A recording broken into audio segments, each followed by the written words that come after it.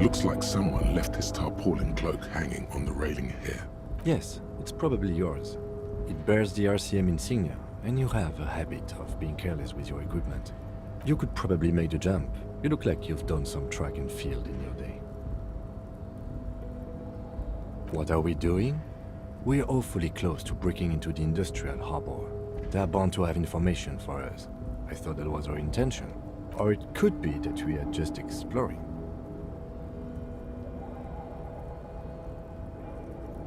The cloak?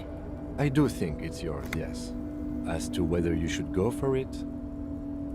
Well, it doesn't seem too dangerous. 2 meter stops. Whenever you're ready to do it, I'll be right behind you. The cloak looks like a bag of goodies floating in the wind. Who knows what its pockets may hide?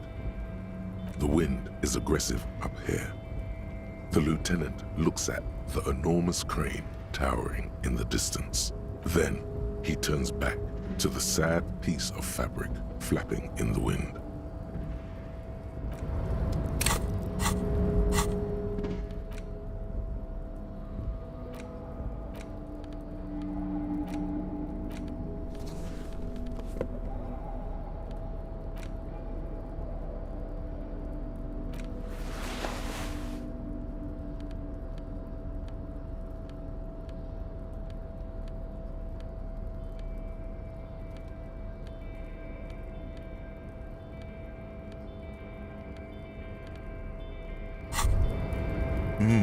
The luxury of fine things.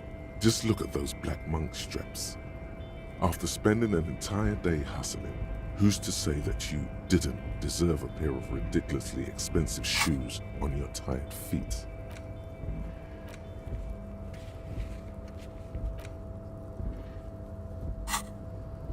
Beautiful things give you a rush.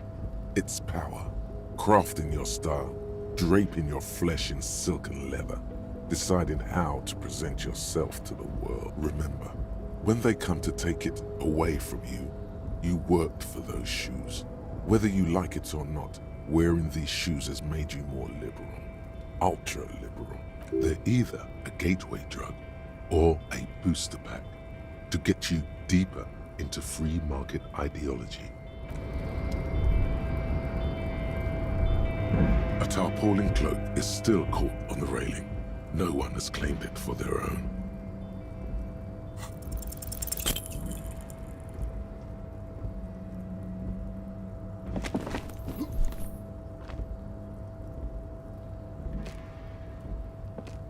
Nope, no, that's still too high. What were you thinking? You're not a gymnast, you're a boxer, and you've climbed way too high up here. You could have died there. Shit. I'm failing you. This wasn't part of our deal. Hey! What happened? I understand. We can always come back when you are feeling better. It's just a cloak after all.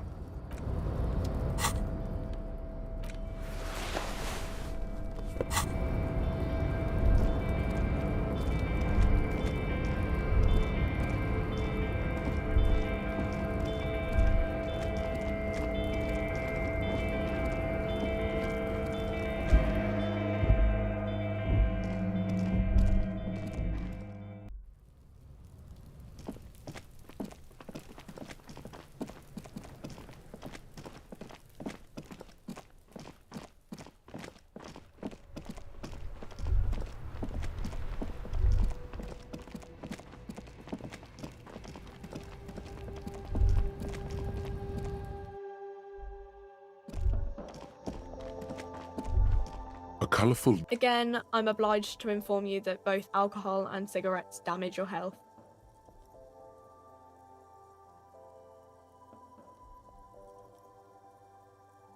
Here you go, mister.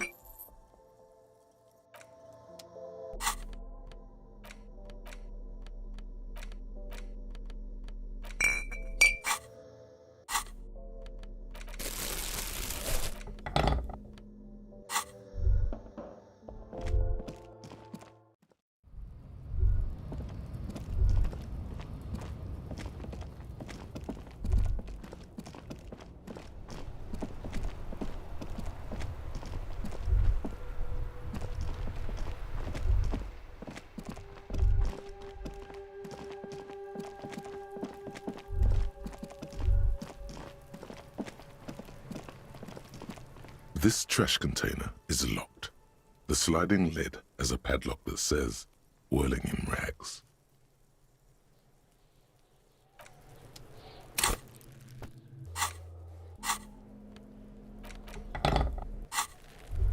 This trash container is locked. The force time isn't happening. You've jammed the pry bar under the lid, but it just isn't bending. What is this? Your triceps ache for the metal to bend, but it resists. This calls for a potent curse to help break its resistance. Utter the power words.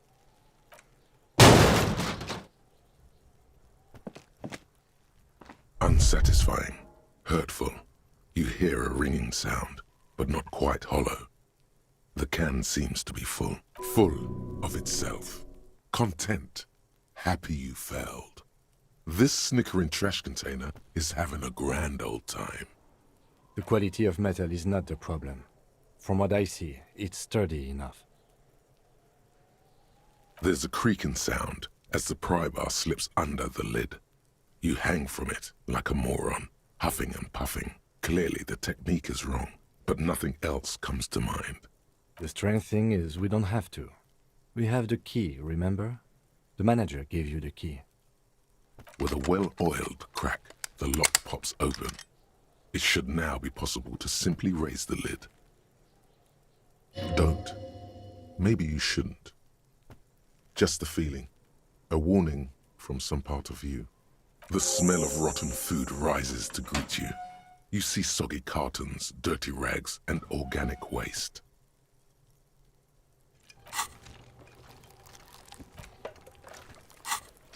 We're just in time. This hasn't been emptied for over a week. You see milk, an egg rest with one broken egg in it, some pasta wrapper. Picking up the soggy packages somehow feels familiar. A box falls into pieces in your hands. Batiste Soleil cereal. There are plastic pasta packages below, and turbo noodles. Nothing of note, however. Among the threadbare kitchen towels, something catches your eye. A pair of denim trousers. As the legs of the slime-covered jeans begin to unspool from the garbage, a rank corpse smell fills the air. The victim's clothes? Cadaverine odor is faint. If these belong to the deceased, they were removed when he was still in the early stages of decay. Drop them in here, officer. Guitar-marked blue jeans. Pockets empty, or emptied. He wore them with a belt, too. A white belt. The loops appear stretched, but the belt is missing. That's it. Do you see anything else in there? I have another bag here. Something slimy catches your eye. A drab, long-sleeved shirt, olive-colored, appears from the food waste, dripping with pus. This is a military-type overgarment. No label or serial number. This is the kind of rib-knit shirt that's worn over light armor to conceal it in an urban scenario. Anything more? The rest of the rags are just kitchen variety waste. A yellow old mug that catches your eye. But other than that... All right. We should go to Gart again and ask if he knows who put the clothes in the trash. It could be as simple as someone from the hostel cleaning the yard. Or that one. I'd advise against confronting that force. The fuck's he on about? Kids? You hear that, Kuno? He thinks you're an infant or something. See? Not really. All we know is the victim's clothes are in the trash. The lid was locked and his establishment had the key. It's just a small loose thread. The lieutenant nods, then looks back into the trash container. You pick out a broken mug with an oddly racist depiction of the yellow man frolicking in saffron. Only in its social sensibility. The container sounds a muffled gong. That's one thing off the list. I think we got it all.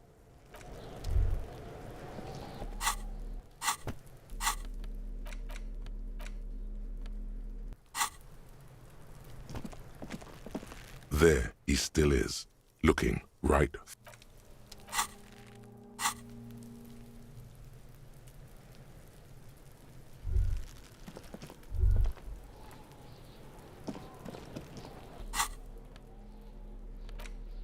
just a racist mug.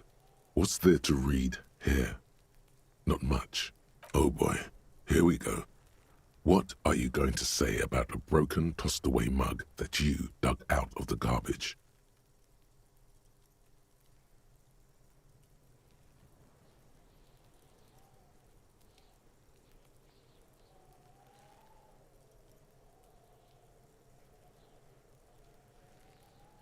But it was in the trash.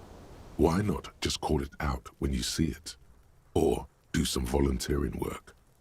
Just finish your case, detective. It's just a racist mug. What's there to read here? But it will not happen. The mug talk is exhausted. It is time to return to work.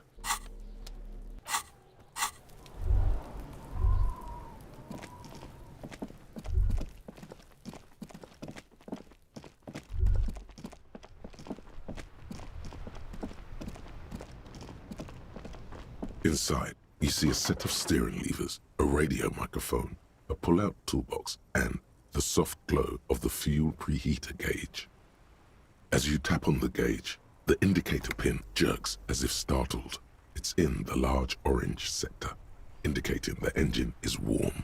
Next to the gauge is a red switch, labeled heat. There's no use pressing the heat button. It won't start without the ignition key. Translation: we're not going anywhere right now. The white suede feels luxurious under the touch, and the metal clutch handle so very familiar in your palm. The frequency tableau lights up, and the green button labeled Prime Line glows like a feline eye. And then you hear something. The soft purr of electrical kittens, radio waves cast far and wide over the metropolis. A woman's voice greets you through the static. This is Precinct 57. Hello, Lieutenant. How may I assist you? Hello, Alice. Please assist our colleague from the 41st precinct here. I'm putting him on. Operating the radio is easy.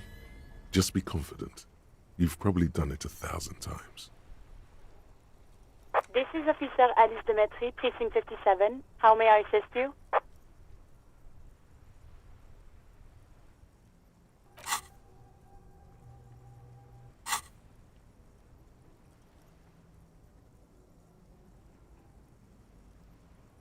Of course.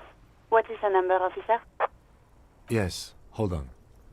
Her number is 005 1944 298. Received. Hold on, officer.